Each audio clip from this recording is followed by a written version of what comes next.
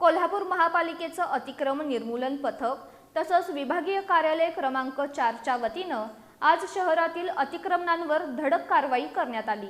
यावेळी तावडे हॉटेल ते कावळा नाका चौक या मुख्य मार्गावर कारवाई करून विविध प्रकारचं साहित्य जप्त करण्यात आलं।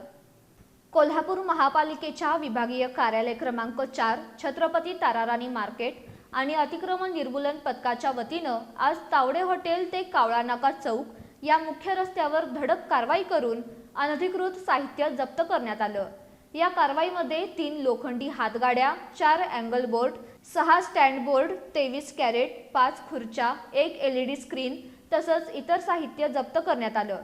ही कारवाईची मोहीम आयुक्त डॉक्टर राजेंद्र भारुड यांच्या आदेशानुसार आणि उपायुक्त किरण कुमार धनवाडे यांच्या मार्गदर्शनाखाली राबवण्यात आली।